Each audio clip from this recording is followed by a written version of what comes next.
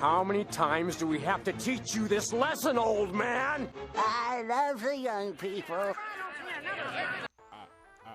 Those who don't learn from history are doomed to repeat it. I don't think EDC has learned his lesson. I don't think John Harbaugh has learned his lesson. I don't think Steve Bisciotti cares about winning. I had high hopes. I think we all do, but they're insisting on banging their heads against the wall from being stubborn, out of touch old people. That's all this boils down to.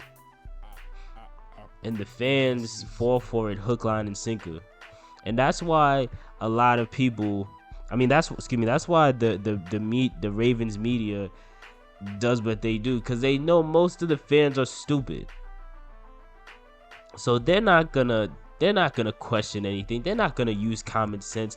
They're going to just buy into the ideas, the terrible ideas that the Ravens still try to push out there. Terrible ideas like right player, right price. That's a terrible idea. That is just a shady way of saying, oh, we don't want to pay top dollar for tier 1 players. We want to get the cheapest players we can get at a discount. That's exactly what they're trying to do. That's exactly why they signed Sammy Watkins last season, instead of trying to go get a better, more proven, less injury prone receiver. And that's exactly what it looks like they're doing right now. They're just completely wasting time, man. You would think that this past playoffs would have actually really gotten into the thick heads of some of these Ravens fans and the Ravens front office, but it didn't. It didn't get through their heads. And that's why they're still saying the same nonsense they were saying before. Which is exactly why I'm going to title this video, Ravens fans are idiots. Not because, obviously there's a percentage of Ravens fans who have common sense, obviously. But about 60 to 70% of Ravens fans are idiots. Like, flat out. I just sat back over the past, couple months and just watched people learn nothing after seeing what had just happened in the playoffs, man.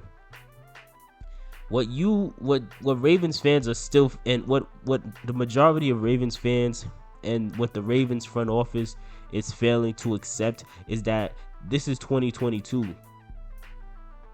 Stop having these stupid wet dreams about the 2000s Ravens defense coming back. It is not coming back. Get over it, you losers. Ridiculous. The NFL is a product. Excuse me, I'm sniffing right now because I had a cold. The NFL is a product. They do, even when you see how the referees operate these days, it is very clear that the referees, the owners, the entire league does not want any sort of overwhelming defense anymore. That's not what they're interested in, because nobody watches that. That's not good for ratings. That's not going to make them the most money. Nobody wants to watch a game where the final score is 3-0. Nobody wants to watch that, stupid. Ridiculous, dog. These fans in this front office took away nothing from the playoffs, dog. What was the consistent theme throughout the playoffs? The consistent theme was overwhelming talent coming out on top. That is the consistent theme that came out. Overwhelming talent that came out on top. Every team in the AFC and the NFC championships had multiple elite weapons at wide receiver. Multiple. Not one, multiple. Not, 0.5 or some crazy, not this player who some days he, like how in Spades they have what's called like a possible, like you think you could win with that. Like, no, you don't have players like that. It's like, oh yeah, some they might do well, they might not. No, they had bona fide studs multiple at wide receiver. Multiple. You look at the Kansas City Chiefs. They have Tyreek Hill. They had Travis Kelce. 2 All-Pro players who are top 5. In Travis Kelce's case, he's the best tight end in the NFL. In Tyreek Hill's case, he's like a top 5 receiver in the NFL. And then to back them up, they had Byron Pringle, they had Mecole Hardman. They briefly signed Josh Gordon. Like they were trying to get Odell last season when he was leaving the Browns. They're constantly looking for elite talent to surround Patrick Mahomes with to throw the ball to. The Chiefs' defense is mid. It's subpar. It's mediocre. And their defense has been subpar for the entire time Patrick Mahomes has been there. But it doesn't matter. It doesn't matter because what matters more is overwhelming talent on offense.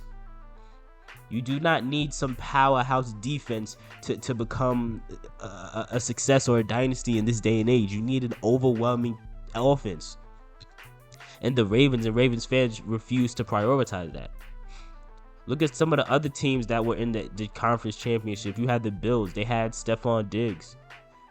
They had Cole Beasley, who was a decent number 2, or a good number 2, better than what the Ravens have. They had Gabriel Davis, a dude who's like their number 3 or number 4 option. He just went out against the Chiefs in that game and had 201 yards and 4 touchdowns. That's a playoff record. A guy most people have never even heard of in Buffalo had a performance that outperformed any Ravens receiver ever. You know, I put emphasis on it. Like all the teams that you saw in the conference championships, they had elite talent. You look at the Rams, they had Cooper Kupp. You know, before the injury, they had Robert Woods. You know, they had Odell Beckham Jr. Even before they had Odell Beckham Jr., they had Deshaun Jackson, but he wanted to leave, so they brought in Odell. They're prioritizing overwhelming talent on offense. Even this year, even this offseason, they went out and brought in Allen Robinson. Like, and it's just not getting through these people's heads. You look at all of those teams that were in that conference championship, and you're gonna see the same trend, the same exact trend. All of them had multiple players who, as far as at the receiver position, who were better than what the Ravens have to offer. And Ravens fans don't want to accept that, because you want to root for bums like James Prochet. As if that matters. You want to root for mediocre players like Devin Duvernay, who are only useful when it's time to catch a kick return. But then on the flip side, you look at teams like the Bengals, who are just in the Super Bowl, and they have arguably 3 number 1 receivers and the underrated tight end. Now, the tight end CJ Uzomah, he signed with the Jets now, but they still have 3 number 1 receivers. 3 receivers who, if they went to if any of these 3 receivers in Cincinnati went to Baltimore, they easily would have been they absolutely would be the best receiver without a shadow of a doubt, man. And there's a difference between winning a game and sealing a game. The difference between winning a game is what Cooper Kupp did in the Super Bowl, and that's why he was the MVP. Aaron Donald did not deserve to win MVP, and that's why he did not win MVP. Yes, Aaron Donald had some key plays towards the second half, because in the first half they were doing a good job on him, but then the Rams made some adjustments and the Bengals didn't. So he started to make more plays in the second half, but at the same time, Aaron Donald did not win that game. He helped seal the victory, but Aaron Donald didn't put points on the board. When the Rams were losing and they needed to make some plays happen, Aaron Donald was nowhere to be found. Because at the end of the day, it came down to the offense. Cooper Kupp was getting doubled and triple teamed, And regardless of that, Matt Stafford was still forcing the ball to him, and Cooper Kupp still continuously made plays for the rest of that game. That's the difference that makes. That's the difference. When it came down to it on the final possession that gave them back the lead, Cooper Kupp got a touchdown, not Aaron Donald.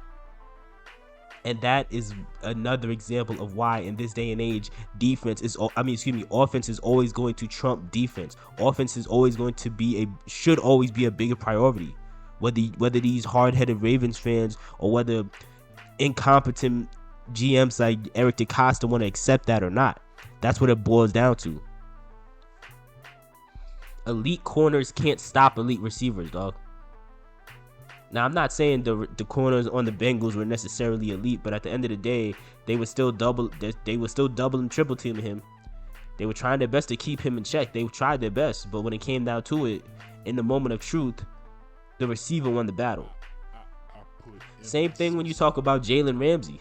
When you look throughout the playoffs this past postseason, Jalen Ramsey was getting destroyed by a bunch of really good receivers, man. In that Buccaneers game, he got beat badly by Mike Evans for a touchdown.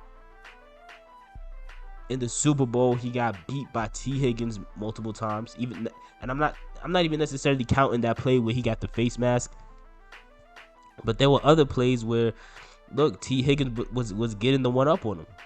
And Jamar Chase was definitely getting the one up on him. There was that one play where Jamar Chase almost took it all the way to the house for a touchdown. And on the last play of the game, even though the Bengals offensive line couldn't protect Joe Burrow long enough, when you look at the field, Jamar Chase completely embarrassed Jalen Ramsey, left him on the floor, and was streaking 30 yards down the field wide open. Had the offensive line protected Joe Burrow for 5 more seconds or 2 more seconds, dude, that would have been the game. They would have won the game right there. The game would have been over. Another thing that I find interesting is the fact that several of the receivers over the past several seasons who Ravens fans convinced themselves that we didn't need, like Antonio Brown, like Odell Beckham Jr., like T. Higgins, they have all been to the Super Bowl or been to the Super Bowl and won a Super Bowl and played a big role in their Super Bowl win. Antonio Brown played a big role in the Buccaneers winning that Super Bowl against the Chiefs. T. Higgins, face mask or not, T. Higgins played a big role in the Bengals getting to the Super Bowl and having a chance at winning. Odell Beckham Jr., before he got injured in that Super Bowl, he had some very important catches, and he was on pace to have a very big game. And these are all the players who Ravens flock convinced themselves that they didn't need, because again, 70% of the fan base is stupid. They know the price of everything and the value of nothing. That's why they have this stupid mantra about right player, right price. Instead of focusing on picking up the most valuable player, picking up the most talented player, their focus is, oh man, how can we get a bargain deal, and hope that bargain deal exceeds expectation, which 99.999% of the time they never do. So it's just a complete waste. You know, it's just like just a complete waste. You felt like you got a steal for Sammy Watkins last year, and how'd that work out? All right, it didn't work out. He gave you 4 good games, and then for the rest of the season, he was either injured or just a non-factor. That's what you wasted $5 million on. You know, just ridiculous, man. You know,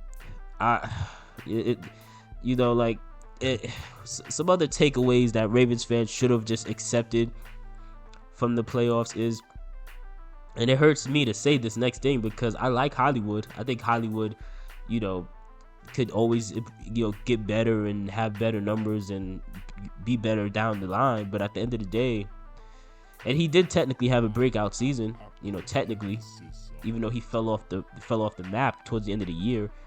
And Lamar not being there is not a good enough excuse, because if you're really that guy, you should be able to perform no matter what. But regardless of that, we have to acknowledge the fact that, look, man, Everybody, look, all these analysts like Bart Scott and other people, they were right when they said Hollywood is a number 3 receiver. He absolutely is, man. I remember a couple months ago, I was actually going to make a video when Bart Scott said that Hollywood is a number 3 receiver at best. I was actually going to make a video responding to that with some stats to show otherwise, but then I decided not to, because I wanted to see how the rest of the season unfolded, and I'm glad I did, because now look at how the rest of the season unfolded. Hollywood went MIA, and when you look at all these other receivers on these elite teams that went in the playoffs, guess what? Hollywood can't hold the candle to these guys. Hollywood on the Bengals, he would be like their number 4 or number 5th option. Hollywood on the Chiefs would be like their number 4 option, maybe number 3 at best. Hollywood on the Bills would be like their number 3 option. Hollywood on the Bucks would be like their number 3, maybe number 4 option. Hollywood on the Rams, he would be like their number 4 option. Like you just have to accept that. Like, EDC makes terrible draft picks. That's all it boils down to. He makes absolutely terrible draft picks. Hollywood's not a terrible player, but like many people have pointed out, in that draft where Hollywood got picked, he was the first receiver to get picked.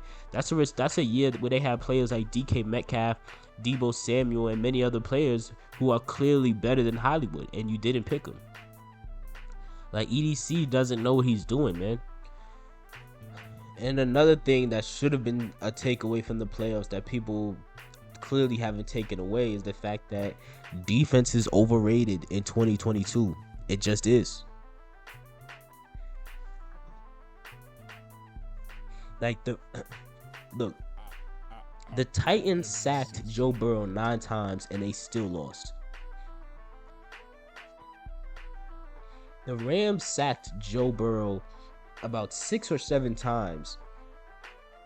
And if it wasn't for Cooper Kupp carrying that team back to a win, they still would have lost despite all those sacks.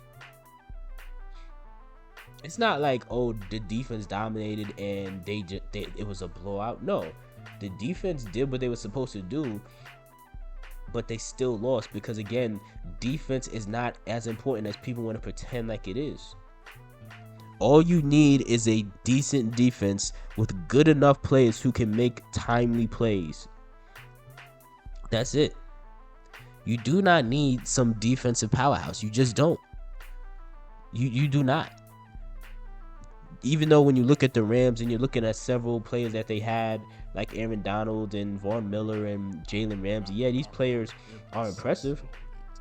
Yeah, these players, Von Miller and Aaron Donald, they're future Hall of Famers, but at the same time, the Rams defense in totality, I mean, this year, it was a middle of the pack kind of defense.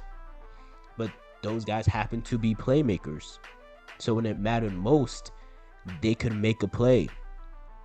Or when the game was already won and they just needed to get one stop, they could get the stop. That's all they needed to do. Like, it is what it is, man. And then you're looking at what the Ravens are doing this offseason. They're doing exactly what they always do, which is nothing. They're dragging their feet, twiddling their thumbs, and not prioritizing what should be prioritized. The Bengals were very close to being Super Bowl champions, but what lost them that game? The main thing that lost them that game was their offensive line. They were holding up pretty well in the first half, but towards the second half, they just completely fell apart, and they just could not stop the Rams. And it's not just the Rams. The Bengals' offensive line has been bad for years. That's why Joe Burrow got injured last year. So what did the Bengals do this year? After they already said, all right, we got our quarterback, a bunch of elite receivers, a bunch of elite weapons. All right, cool. Now let's go get him some protection. They signed Ted Karras. They signed Alex Kappa. They just signed Leal Collins. I hope I pronounced his name right. They signed Leal Collins. So they're actually prioritizing what matters most. All the teams that are actually competing, they're prioritizing offense because that matters the most.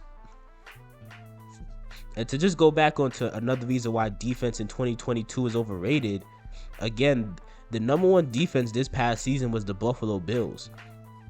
But when it mattered most, the number one defense couldn't handle an overpowered offense. They gave up 42 points to the Chiefs. They couldn't stop Patrick Mahomes with 13 seconds left. There was 13 seconds left in the game, and they couldn't stop him. Then it went into overtime, and they still couldn't stop him, and they lost. And Buffalo fans are so butthurt that they're saying, "Oh, you need to change the overtime rules." No. There's nothing wrong with the overtime rules. They've been like that forever. At the end of the day, as high as your defense ranked, in the moment of truth, you couldn't handle an overpowered offense. You just couldn't do it. Now, some people might say, "Oh, but defense does matter because now they went to get Von Miller." Yeah, they're going to go get Von Miller, but at the same time, that's a team that's already handled the offensive side of the ball. They already got their quarterback, that top tier receiver. They already got Josh Allen, Stephon Diggs. So when you got that sort of number one bona fide stud already there, yeah, you can start to say, all right, let's start looking around at some other things, because that side of the ball is already solid. But for the Ravens, that's not the case. Hollywood is a subpar receiver, man. He's a number 3 receiver. Rashard Bateman has potential, but he didn't have a spectacular season, injury or not. You can't even use the injury as that big of an excuse, because he still played 12 games. That's the majority of the season. He still played 12 games. He had like 500 yards and 1 touchdown. It is what it is, dog. Like, I still think he's gonna be great, but at the end of the day, you can't talk about him as if he's already that guy when he didn't come out and do anything spectacular. He came out and had an average season. Like, no, it was that's it. So you can't just move as if he's already that guy. He hasn't proven anything to you yet. And I'm not gonna talk about James Prochet or the rest of those guys, because the rest of those guys are bums. It is what it is. Ravens fans have low standards. They have low standards. They have low self-esteem. They don't know how to. They don't know how to just accept the fact that, yo, your team is providing a bad product and you should hold them accountable. Like these are just people with low expectations. Like, I hate seeing, like, I'm not gonna use the word hate, but I dislike seeing, you know, people in these comment sections talking about, "Oh, I like it better when we play from behind and we do our best when we're the underdog." That's a loser mentality. Anybody who says that is a loser. Anybody who says that is a loser. Your goal should never be to be an underdog for the rest of your life. That's stupid. That's not how that works. Underdogs are underdogs because they don't win and nobody expects them to. So yeah, if an underdog rises up every now and then, yeah, it's a great story. But once you have that rise, you're no longer that underdog. Once the Ravens lucked up into drafting a franchise quarterback in Lamar Jackson, and he proved everybody wrong, at that point, in theory, you should no longer be the underdog at that point. At that point, you need to change your mindset and realize, oh, we are now a team to beat. We need to actually play like we want to win.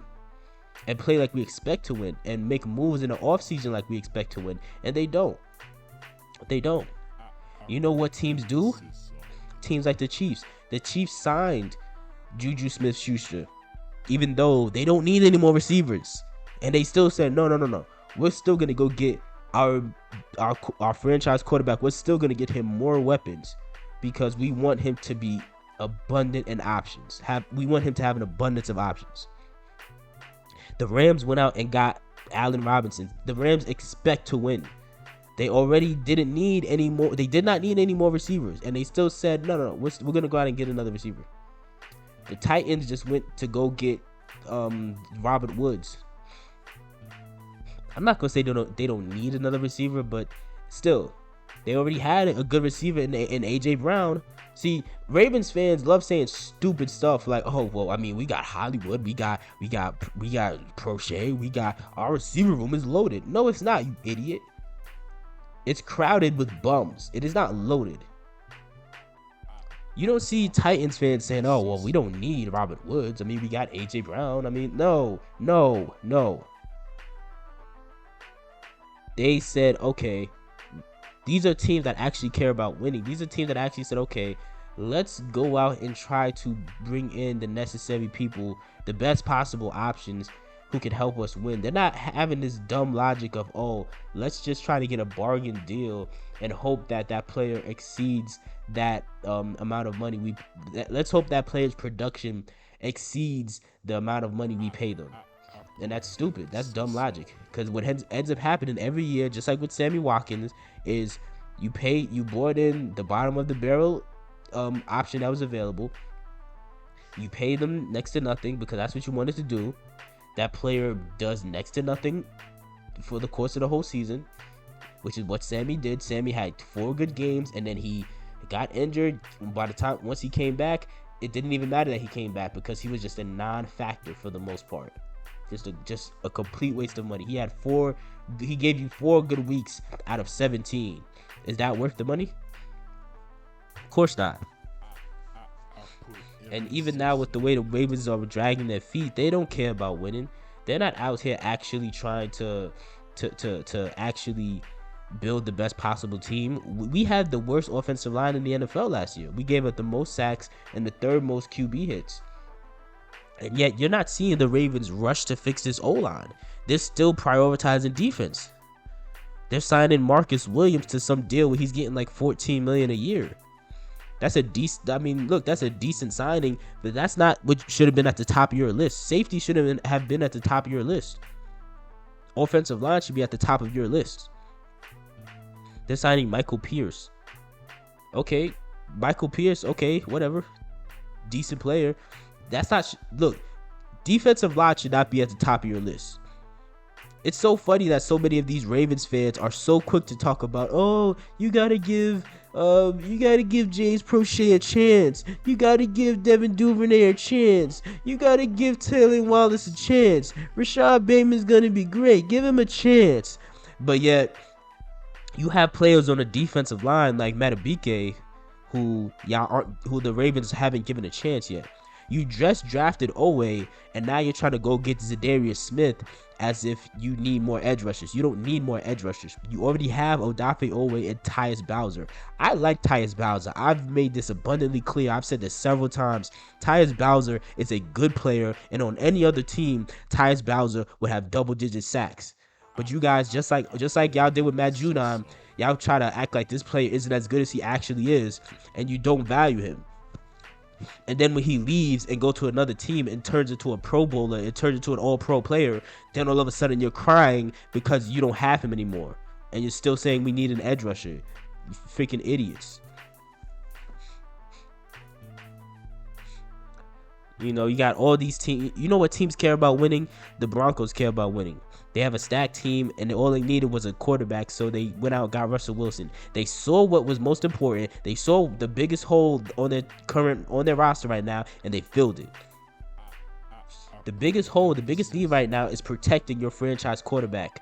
At the end of the day, that's all that boils down to. I said for years that without Lamar Jackson, this team can't win 5 games. I said that. That's a fact. I said that. People said I was crazy. You had dumbass people in the comments trying to tell me that this coaching staff was the reason that this team was so successful. Freaking idiots. Freaking idiots. Talking all this nonsense. And then what happened when Lamar went out? What happened? They couldn't put together they couldn't win 1 game out of 6. And y'all still sitting here trying to pretend like these coaches are good. John Harbaugh sucks. He is a third tier coach with a first tier he's a third tier coach with a first tier reputation. That's exactly what he is. He is a third tier coach who has a first tier reputation because he won a Super Bowl a decade ago. Ridiculous. How much time is that one Super Bowl supposed to buy him from being mediocre? Because last time I checked, in the years following the Super Bowl, he missed the playoffs for like 4 out of the 4 years straight. It was about to miss it a 5th year had Lamar Jackson not dragged that team back to a winning record.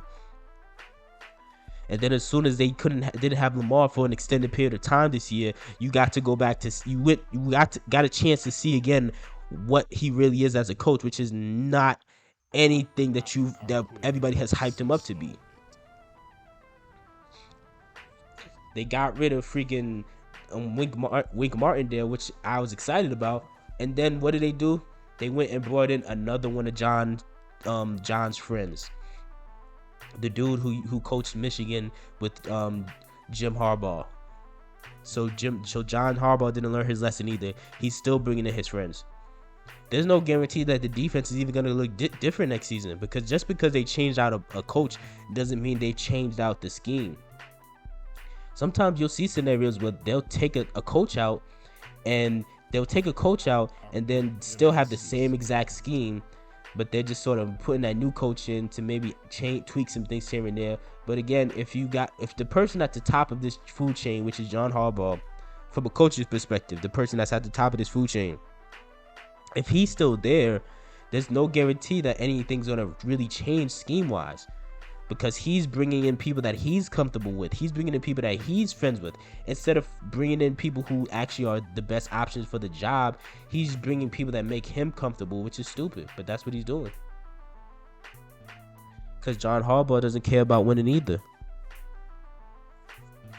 You know, the offensive line is literally in shambles right now.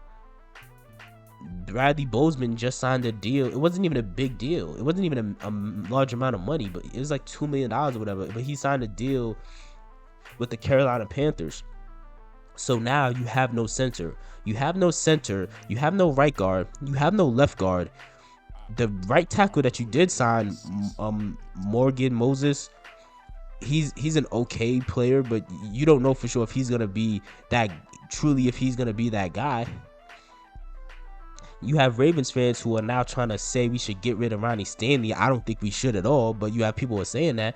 But it's like, okay, even if you get rid of Ronnie Stanley, why would you do that when you have nothing else there, dog? Like, essentially almost your whole offensive line is empty right now, dog. There's no depth. There's no depth there. There is no depth at the offensive line position whatsoever, dog. This is ridiculous, dog. Like, who's left at this point, dog? Who's left at this point? What, maybe Patrick McCarvey? Is Patrick McCarvey still there? Ronnie Stanley? The guy they just signed, Morgan Moses? Your half of your offensive line is the spots are still empty right now, and you're not doing anything about it. And you have people saying stupid stuff like we should draft Sauce Gardner with that 14th pick. No, the only things they should draft with the 14th pick is either an offensive lineman or a wide receiver. Nothing else should be in that conversation. We got all pro cornerbacks, and now you got people saying, oh, we should draft a cornerback because those guys, they're getting old and they're coming off an injury. But you guys were hyped for the possibility of Zadarius Smith getting signed, even though Zadarius Smith just hurt his back last year. Like, just idiots, man. Just idiot. And a lot of these fans, they just don't understand, man. That's why most of the time I don't go in the comment section of some of these videos, because some of the stuff you'll see, it's just ridiculous. Like some of the stuff, man. I think I might post some screenshots here. I'll probably cover up the names of the people that I don't agree with here, because I'm not really here trying to attack them. I'm just attacking their stupid logic. But you're having people here who are saying like, oh man, we read that right now we have no defensive line, won't be getting any pressure on these AFC QBs. Pierce is laughable to get pressure. Come on, EDC. Now, part of that is true, obviously. Like even if you were gonna go for a defensive player, you should have went for like the best possible one, like a Khalil Mack. But again, they're cheap, so then that wasn't gonna be the case. They're looking for a bargain deal. But regardless of that, this is a comment that somebody put under Engraven's video about the Chiefs signing Juju. The takeaway should have been, oh, we should get Lamar more weapons. But instead, this idiot is thinking, oh man, We need a real pass rusher to get pressure on a QB.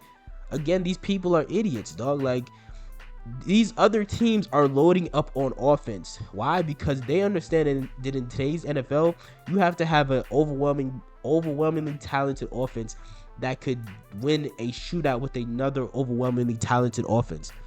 Only Ravens fans are still stuck in this dumb idea that if they get the right amount of defensive players, then you could shut down these teams. Let me tell you something, dog. Let me tell you something. You're not shutting down Patrick Mahomes and this Chiefs team. Every time the Ravens played the Chiefs dropped like 30 points every time. You're not shutting down this Rams team. You're not shutting down any of these good teams. You're not shutting them down. On a good day, if you're lucky, you could hold them to 20 to 25 points. But that's on a good day. You're not shutting any of these teams down. These teams could drop 30 on you effortlessly, and they do every time. Every single time. Ridiculous, man. You got other people like this person saying, I certainly hope the Ravens see the immediate need of a pass rusher now more so than ever. They said that under the video of in Graven's video about the Browns drafting Deshaun Watson. And again, instead of them realizing that you need to be building an offense that could compete with the firepower of these other offenses, instead they're just thinking, oh man, we need a pass rusher to get to the quarterback. Mind you already have a Dafe Owe, you already have Tyus Bowser, you already have your pass rushers.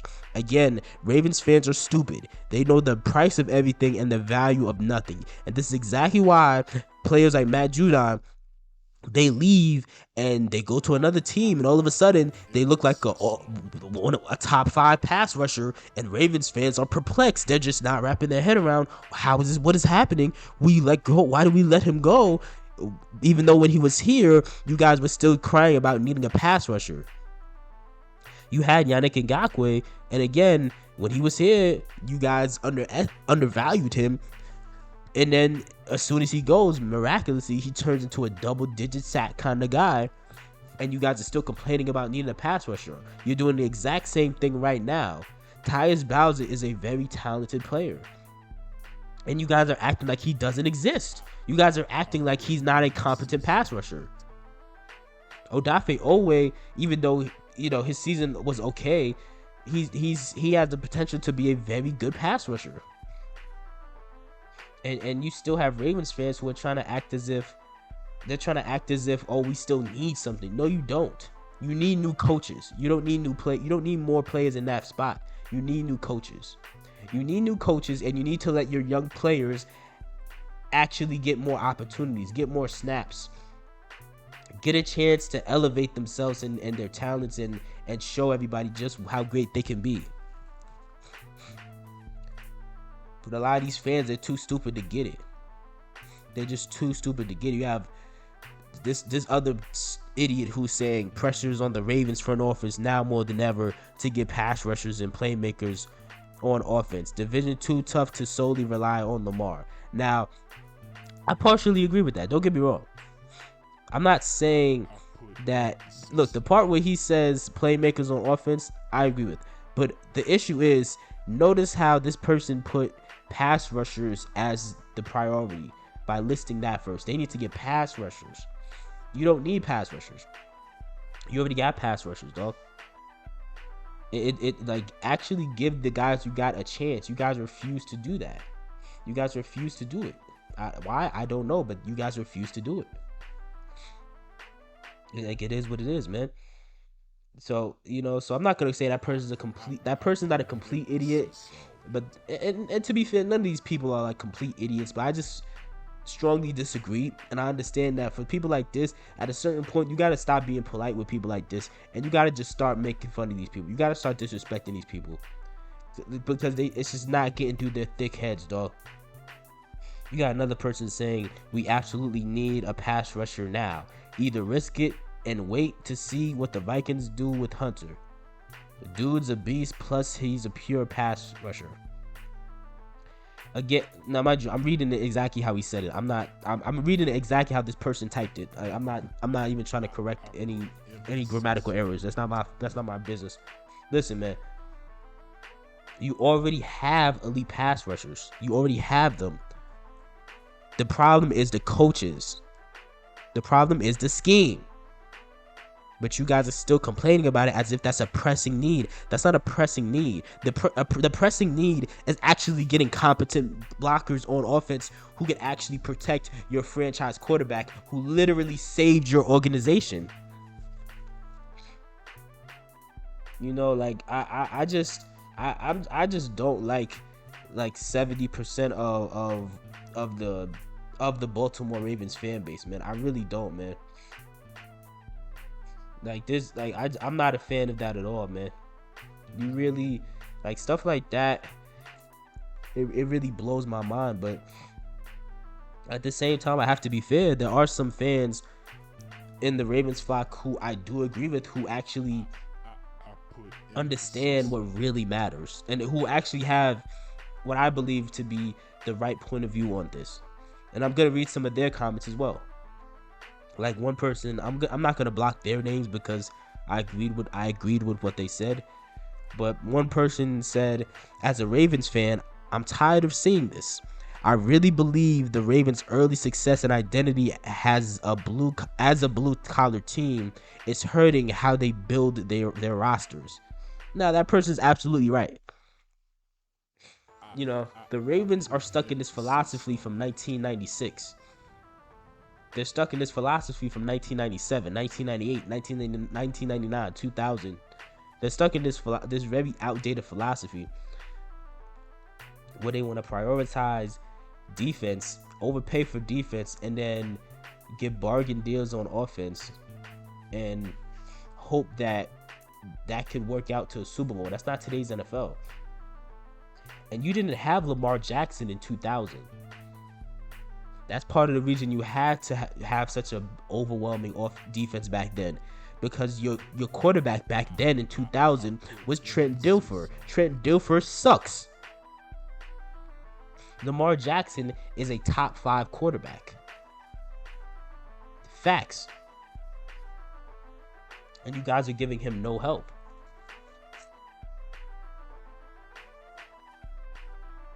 Somebody else responded to that with another comment that I agree with when they said they were responding to that comment that I just read, and their response is, it gets, you know, when they're saying when they're referring to the Ravens philosophy and how they choose to build teams, they're saying, and I quote, it gets you a lot of quote unquote competitive 9-7 seasons and close losses. Maybe now 10-7, LOLs. Now, of course, you know, 10-7, they're referring to the fact that now the games are 17 games instead of 16 games. But yes, that's absolutely right. That's absolutely right, man. That's absolutely right. When you do that, when you operate like this, when you have this sort of philosophy, all that ends up happening is you end up as a subpar team, a middle of the pack team that is just good enough to make the playoffs, but bad enough to where they always lose in the first round. And that's it. And maybe 1 year you get lucky, all the stars align, and you get to the Super Bowl. And that's a terrible way to use the prime of a game-changing quarterback like Lamar Jackson. That's such a terrible way to do that. That's not right. Like, you got this elite talent who can make the best out of a subpar situation, and yet you guys still just say, oh, you know what, let's take this opportunity to not help him, but then waste a whole bunch of money on players who aren't gonna help him.